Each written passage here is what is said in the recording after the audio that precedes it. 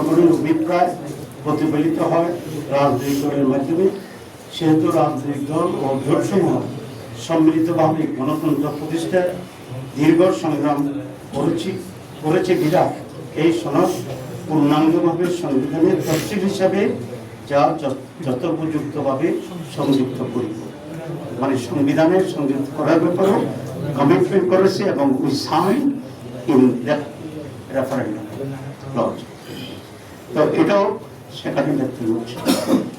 3 নম্বর point হচ্ছে, আমরা আশা করেছিলাম এই নির্বাচনের পরে দেশের শান্তি শৃঙ্খলার উন্নতি হবে, একদিনের সব ভাবিটা আমরা মনে করি বা ডেভেলপ হতে থাকে।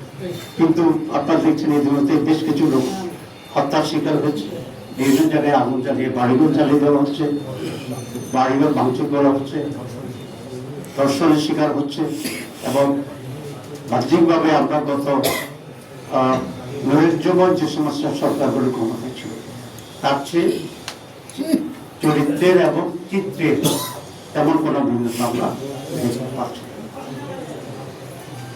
এই দলের লোকেরা যেখানে ভোট দিয়েছে, বেশি আমাদেরকে ভোট দিয়েছে, সে সমস্ত জায়গায় তারা হামলা করতেছে, হুমকি দিচ্ছে এবং জনজীবনকে নিরাপত্তা করে যাচ্ছে। এটা আপনাদের দৃষ্টিতে আসছে, আপনারা পত্রিকায় অবশ্য লেখালেখি করছেন। এটা যথাযথভাবে যাতে নিউজ মানুষ জানতে পারে, আপনারা সে ব্যাপারে আরো সোচ্চার হবেন, এই আপনাদের আছে।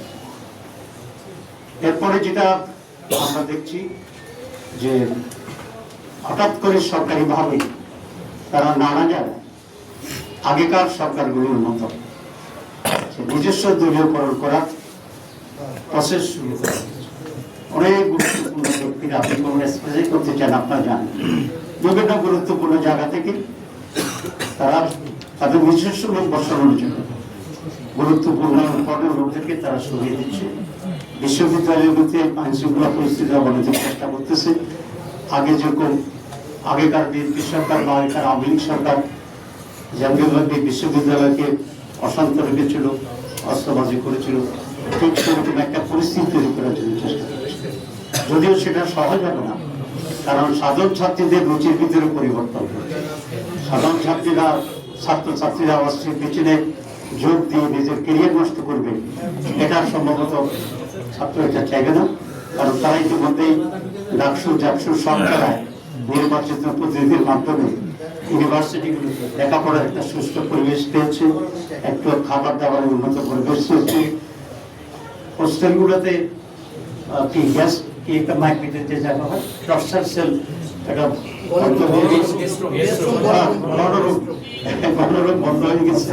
সুতরাং they got a different desk, they got a different environment, and they got an environment for study and career building. So they will not go back. I hope যে আগের নৈরাজ্য অস্ত্রবাদী অনুভূতি। সুতরাং সরকার যদি ভুল সিদ্ধান্ত নিতে থাকে, তাহলে ভার্সিটিগুলোতে আবার লেখাপড়া পরিবেশন হবে, ক্লাস হবে। আমি অনুরোধ করবো এই সরকারকে যে তারা যেন এরকম ভুল সিদ্ধান্ত না যায়, দখলের দিকে না যায়, এবং যেমনি বাপেরা অফিস আদালতে অলরেডি দখল করা শুরু করে দিয়েছে।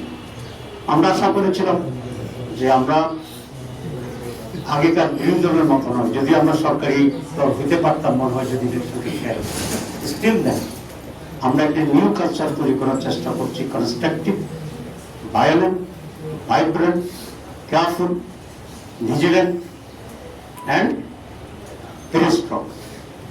আমরা অপোজিশন তৈরির চেষ্টা করছি। গভর্নমেন্ট যেন এটাকে সাধুবাদ জানায় এবং তারা এটাকে কোনোভাবেই বিভিন্ন খাতে বা দুর্বল মনে করে নিজেরা খুব বেশি বাড়াবাড়ি করার চেষ্টা না করে, কারণ বাড়াবাড়ি করলেই আমরা সেখানে দাঁড়িয়ে যাই। কারণ এটা জনগণের পক্ষ থেকে আমাদের প্রতি ম্যান্ডেট দেওয়া আছে, এটা আমাদের নেতৃত্ব। আর দল হিসেবে বিএনপি এক জামাত আমরা কোনো দুটো অবস্থায় পারি না, আমরা ফ্রেন্ডলি ছিলাম, আমরা একসাথে কাজ করছি। সুতরাং বিএনপিকেও এটা মনে রাখতে পারো যে আলাপ আলোচনার ভিত্তিতে, পরামর্শের ভিত্তিতে তারা রাষ্ট্র পরিচালনা করবেন, এদের সাথে চুক্তি করবেন এবং বিভিন্ন ডেভেলপমেন্ট ওয়ার্কগুলো করবেন। কিন্তু আনফর্চুনেটলি এই যে ট্রান্সফার হচ্ছে, কারো চাকরিচ্যুত হচ্ছে, কাকে মত দেওয়া হচ্ছে, কাকে ইনভিটেশন করা হচ্ছে, এখন পর্যন্ত আমাদের সাথে তেমন কোনো আলাপ আলোচনা বা এক্সচেঞ্জ অফ ভিউজ তারা আশা করি সেটা তারা ইনশাল্লাহ করবেন। সুতরাং নেক্সট বাংলাদেশের পার্লামেন্ট আমি মনে করি গুড বিগিনিং, এবং আপনার যাদের ইংরেজিতে কথা আছে গুড বিগিনিং ইজ হাফ ডান। আমরা we are expecting that type of attitude and behavior and cooperation from the government. Thank you very much.